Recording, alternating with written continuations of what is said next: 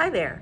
So today we are going to look at the oil pastel and watercolor sugar skulls that we've been doing in my classes. You may have seen the posts on Instagram, the cute little boomerangs of painting on the surface and the oil pastels resisting the watercolor.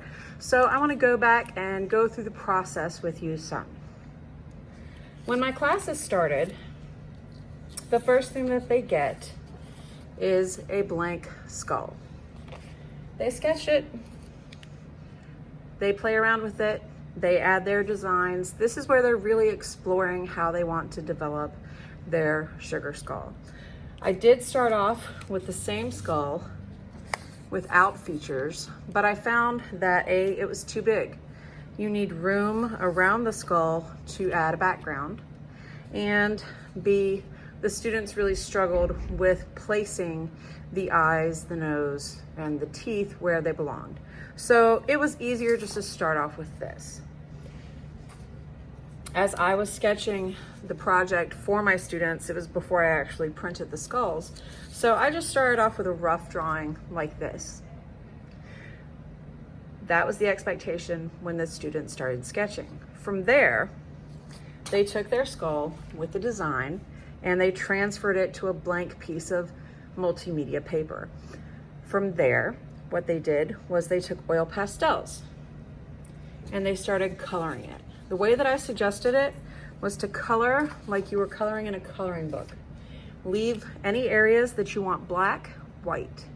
Let that paper show through because that's what will be receiving the watercolor paint. Everything else that's oil pastel will be totally repelling the water. The oil pastels that we used for this were the neon color, Crayola oil pastels. I got these on a whim just to try out, and I really loved how they looked.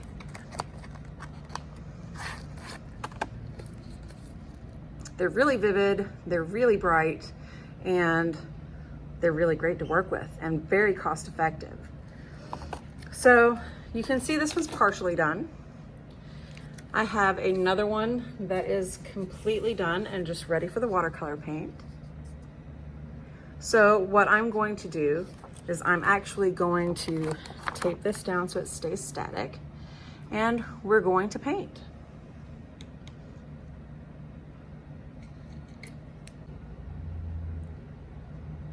So now let's get ready to paint. With this image, you can see that I've left many areas white, specifically around the eyes, where I've got the facets and the stones, the nose, in between the teeth, at the jaw, and in different parts of the composition. These are all the areas that will turn black once we watercolor them. The watercolor pan that I'm using is your typical student grade Crayola or Prang school watercolor. Got my brush by Royal and Lane Nickel. These were donated a few years ago. Holding up strong, really wonderful. Dip the brush in the water, load it up with some paint, and then the magic happens.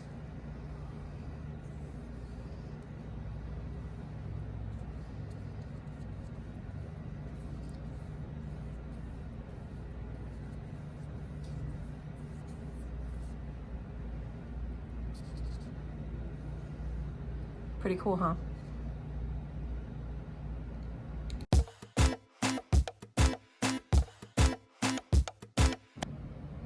And there you have it. I think that it looks really great with the black background making the neon pop. I like the specks of the watercolor on top of the oil pastel.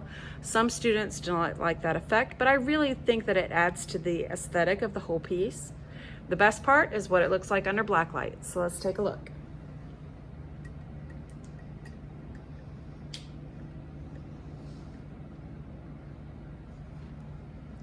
Look at that glow. Absolutely fantastic.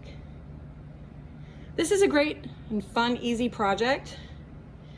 I know my students have really enjoyed it, and I hope you have too. If you have any questions, please feel free to put them in the comments below. I hope you have a great day. Bye.